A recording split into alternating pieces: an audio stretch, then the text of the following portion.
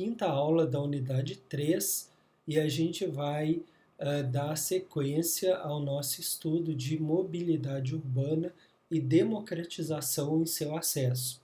Então, tudo isso faz parte da discussão do modelo, da parte superior do modelo, na qual a gente está trabalhando as ações humanas, dentre elas a mobilidade urbana.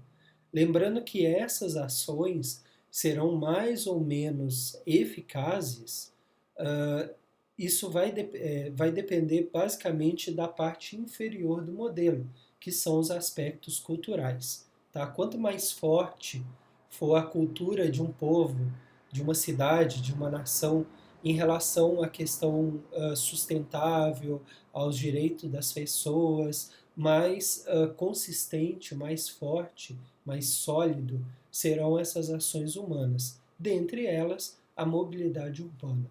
Então, nesse tópico, mobilidade urbana e democratização em seu acesso, na primeira parte a gente vai trabalhar a segunda hoje, mas na primeira parte a gente falou basicamente das dificuldades que as grandes cidades têm, porque elas foram fundadas em uma época muito diferente. A maior parte dessas grandes cidades possuem mais de 100 anos, numa época em que não havia veículos como carros, ônibus, caminhões e outros mais. Então elas não foram preparadas, as suas vias, né, as ruas, avenidas não foram preparadas para esse grande fluxo que temos hoje, tanto de veículos como de pessoas. Então algo precisa ser feito. Na aula anterior a gente falou do BRT, né, que é a faixa exclusiva para ônibus, que permite que um número maior de pessoas possam se locomover nas cidades. Então, temos aqui uma das vantagens do BRT, que é conhecido como metrô de superfície. A gente já tinha comentado na aula passada, né, combinar essa capacidade e velocidade do metrô, porque se o ônibus passa a ter a faixa exclusiva para ele, ele tem a capacidade de ir mais veloz, né? Além disso, é aliado com a flexibilidade, com baixo custo e a simplicidade, que são características de um sistema de linha de ônibus.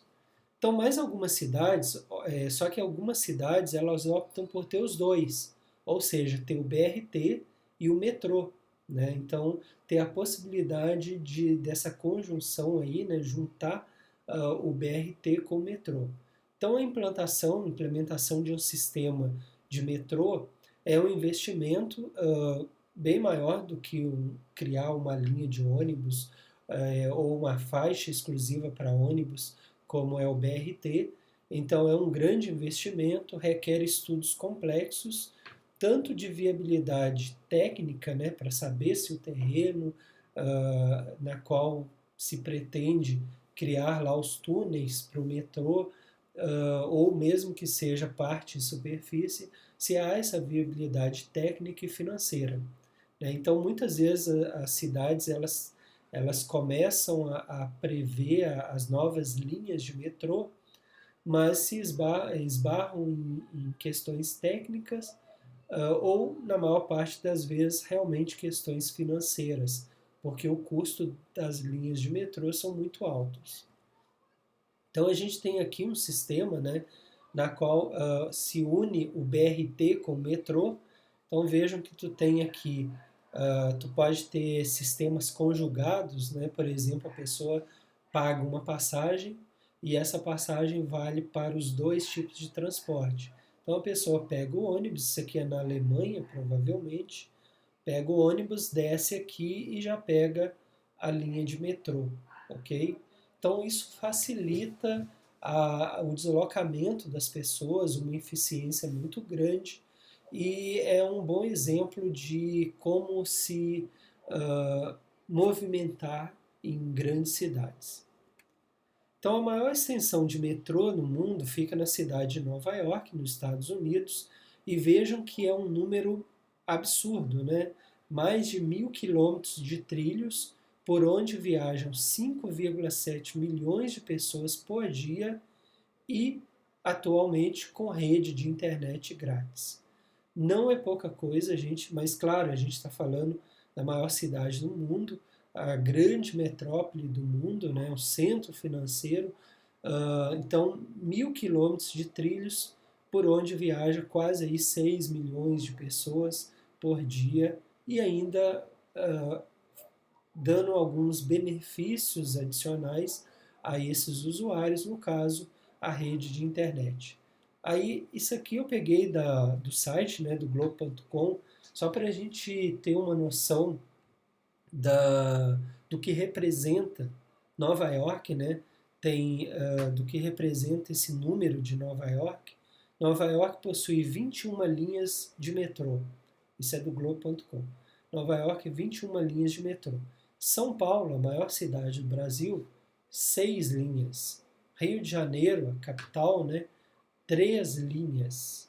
Tá? Lógico que esses dados são de alguns anos atrás, pode até ter aumentado alguma coisa, mas certamente não foi muita, dado as dificuldades dos governos brasileiros, principalmente, de investirem mais nesse tipo de transporte. O mais provável é que tenha aumentado aqui a parte superior de Nova York. Então, 21 linhas Nova York, 6 São Paulo, 3 o Rio de Janeiro, e o número de estações, quer dizer, onde os usuários vão descer, né, para descer do metrô ou subir no metrô. Nova York possuía 472 estações, é muita estação, e sendo que na época desse estudo estava para terminar mais 16, ou seja, chegariam a 488 estações. São Paulo, a maior cidade do Brasil, 68. E o Rio de Janeiro, 41. Em termos de quilômetros, né, de trilhos, Nova York, mais de 1.000 quilômetros. São Paulo, 78,3 quilômetros. E o Rio de Janeiro, 58 quilômetros. Tá? Então, uma diferença muito grande, uma diferença enorme em investimento para proporcionar que as pessoas utilizem menos o transporte coletivo, individual, né, e passem a utilizar linhas mais ágeis, consigam deslocar mais rapidamente para o seu local de trabalho ou local de estudo. Então, além do BRT e do metrô, a gente tem o VLT, né, que é o veículo leve sobre trilhos. O VLT, a gente poderia dizer que é como se fosse uma versão moderna dos antigos bondes, né? Então a gente vê aqui, esse aqui é no Rio de Janeiro, foi construído por ocasião da Copa do Mundo de 2014 e também por causa da Olimpíada, né, do Rio de Janeiro. Vejam que tem aqui os trilhos, mas aí são diferentes, tá? De um trem, por exemplo, né? Esse aqui é o VLT no Rio de Janeiro. Então, o VLT é conhecido em alguns países, né? Lá na Espanha, morei um tempo lá, quase um ano. Lá eles chamavam de tranvia, né? O tranvia, em espanhol, ou tramway em inglês. É uma espécie de trem urbano e suburbano de passageiros, semelhante aos antigos bondes, né? Claro, com design, com toda uma tecnologia diferente, mas que lembra um pouco os antigos bondes.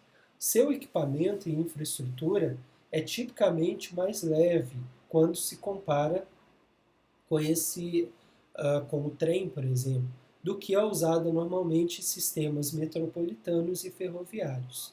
Então, é uma comparação para a gente. O VLT tem equipamento e infraestrutura tipicamente mais leve do que os sistemas ferroviários. Por isso, ele ganha o nome de veículo leve sobre trilhos, por causa dessa referência, né, essa comparação. É lógico que se tu olhar ali, o veículo é pesado, né? Mas em comparação com esses outros modais de transporte, o VLT tem essa estrutura mais leve. Então eu coloquei algumas fotos de algumas regiões de algumas cidades que têm VLT e que usam muito para locomoção das pessoas nas cidades. Então a gente tem aqui o VLT em Bordeaux, tá? Na França. Veja que interessante, né? Prédios antigos, né? Olha, prédios antigos. Aqui tu tem o espaço, as pessoas, a rua também, né? Tu vê aqui a bicicleta, a sinaleira, o semáforo, e o VLT aqui ocupando, né, uma parte da via, num sentido e no outro, mas convivendo com prédios antigos, uma cidade antiga. Aqui a gente tem o VLT em Roma, que é mais antigo ainda, né, com prédios antigos, toda uma estrutura antiga, e aqui os carros, vou voltar, os carros e motos, né, com a sua faixa, e o VLT de Roma transitando aqui também. Geralmente os VLTs eles têm um sinal sonoro, né, para quando eles estão passando, para as pessoas ficarem atentas, porque às vezes ele passa e não faz muito barulho e é necessário que alerte as pessoas que o VLT está passando. Aqui, a cidade que eu morei, né, há 8 meses, em Saragoça, na Espanha, então as pessoas caminhando e o VLT passando. Aí quando ele passa nesses locais de maior aglomeração de pessoas, ele toca o sininho avisando, né, que o veículo está passando.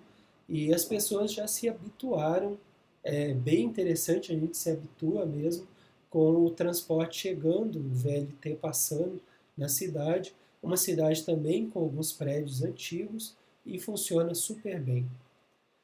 Aqui o VLT, outra imagem, né, do VLT do Rio, aqui o Museu do Amanhã, então próximo da praia e as vias, os trilhos, né, do VLT. Então, mesmo os meios de transporte apresentados, né, o BRT, que é a faixa exclusiva de ônibus, o metrô, o VLT, que é o veículo leve sobre trilhos, todos eles, lógico que eles geram impactos ambientais negativos, né? Eles geram, tem todo o impacto, mas a diferença é que eles são meios de transporte coletivos, na qual há um melhor aproveitamento da energia utilizada no veículo, né, o combustível utilizado no veículo, em comparação com o número de usuários. Então é aquela conta, o ônibus cabe 35 pessoas, é aquele combustível dividido pelo número de pessoas que estão usando, vai fazer com que esse cálculo seja muito mais vantajoso do que o transporte individual, ok? Então, oferecer meios de transportes coletivos que possuam, e aí o problema é esse, que em alguns países não tem qualidade, não é confortável, não tem segurança, por isso que as pessoas também acabam utilizando o meio de transporte individual. Mas o ideal seria oferecer meios de transporte coletivos com qualidade, confortável e eficiente em termos de energia, né? Isso é uma tendência em mobilidade em todo o mundo, ok? Bom, então a gente vai seguir falando sobre esse tema que é muito interessante, relembrar os contatos, né, do Instagram, o site, as redes sociais do Administração Verde, é o nosso livro na qual a gente está se baseando para fazer todo esse curso e relembrar mais uma vez os nossos canais do YouTube, a importância que você se inscreva, porque quando a gente colocar vídeos novos, vocês serão notificados e saberão que existe um novo vídeo para ver, ok? Então espero que o curso esteja sendo interessante para vocês, que as informações sejam proveitosas. Agradeço a atenção por essa aula e aguardo até a próxima.